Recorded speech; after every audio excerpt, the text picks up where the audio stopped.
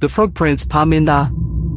တခါတော့ကတစ်တောနဲ့ဆိုင်နဲ့ရှိတဲ့နိုင်ငံတစ်ခုမှာမင်းသမီးလေးတစ်ပါးနေထိုင်နေခဲ့ပါတယ်။သူမဟာအလွန်လှပပြီးစပင်ကနေအောင်လိုလင်းလက်မျက်လုံးတွေကမိုးကောင်းကင်ပြလို့ကြည်လင်နေပါတယ်။သူမအကြိုက်ဆုံးအဖိုးတန်ပစ္စည်းကတော့ရွှေလုံးတစ်လုံးဖြစ်ပြီးအဲ့ဒီလုံးကိုလေထဲပစ်ပြီးဖမ်းကစားရတာကိုအလွန်နှစ်သက်ပါတယ်။အထူးသဖြင့်ဘရင်တော်အိမ်ယာပန်းချံအစုံဘက်ရှိအေးမြတဲ့ရေတွင်းနားမှာကစားတာကိုပိုနှစ်သက်ပါတယ်။နေ့တိုင်းသူမကရွှေလုံးကိုအမြင့်ထိပစ်တက်ပြီးနေအောင်အောက်မှာမီးမောင်းထွန်းသလိုလင်းလက်နေတဲ့အခါရေမောရင်းဖမ်းယူတတ်ပါတယ်။တနေ့နေပူပူချိန်မှာကစားနေစဉ်ရွှေလုံးဟာသူမလက်မလွတ်ကျသွားပြီးရေတွင်းနားမှာတစ်ခါတုံးထိပြီးစပလက်လို့အတန်ထွက်အောင်ရေအောက်ထဲကျသွားခဲ့ပါတယ်။ရေတွင်းကအလွန်လက်ပြီးဘလောက်ဆိုင်လဲဆိုတာမမြင်နိုင်တော့အောင်ဖြစ်နေပါတယ်။အိုးငါရဲ့လှပတဲ့ရွှေလုံးလေး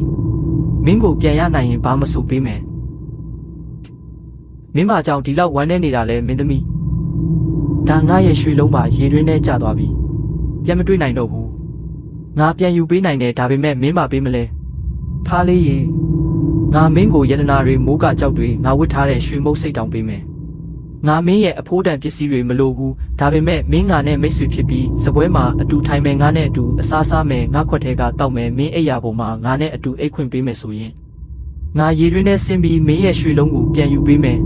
။မင်းသမီးကဒီအကြံကိုစိတ်ပြက်ပြီးကြောက်ရွံ့သွားပါတယ်။ဖားတကောင်ကိုစပွဲမှာခေါင်းပေါ်မှာထားရမယ်ဆိုတာမဖြစ်နိုင်ဘူးလို့တွေးမိပါတယ်။ဒါပေမဲ့သူမကသူမရဲ့ကစားစရာကိုအယမ်းလိုချင်နေတဲ့ဖြင့်အလင်းမြန်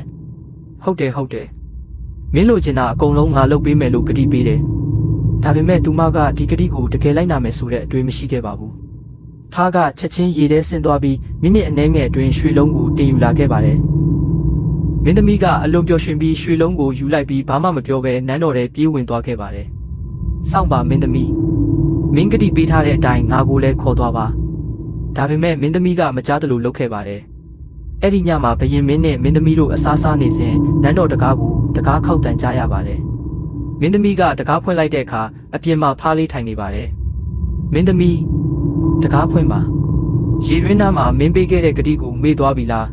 ။ငါကိုအတွင်းထဲဝင်ခွင့်ပေးပြီးမင်းနဲ့အတူစားခွင့်ပေးပါ။မင်းသမီးကကြောက်ရွံ့ပြီးတကားကိုချက်ချင်းပိတ်လိုက်ပါတယ်။ဘာဖြစ်လို့လဲသမီး။အပြင်မှာဖားတကောင်ရှိတယ်သူကငါနဲ့အတူစားဖို့ကတိပေးခဲ့တယ်လို့ပြောနေတယ်။ဒါပေမဲ့ငါမလိုချင်ဘူးမင်းသမီးတယောက်ဟာဂတိကိုမြည်သူကိုမဆိုတီးရမယ်ဖားဖြစ်နေရင်တောင်သူကိုအတွင်းထဲခေါ်လာပါမင်းသမီးကမလိုလားပေမဲ့တကားဖွင့်ပြီးဖားကိုခေါ်လာခဲ့ပါတယ်ဖားကအတွင်းထဲခုံဝင်ပြီးစပွဲပေါ်တက်လာပြီးငါကိုမင်းသားမှာထိုင်ပေးပါမင်းသမီးကမလိုလားပေမဲ့လှုပ်လိုက်ရပါတယ်အခုမင်းရဲ့ပကံကိုနီးအောင်လှမ်းပေးပါ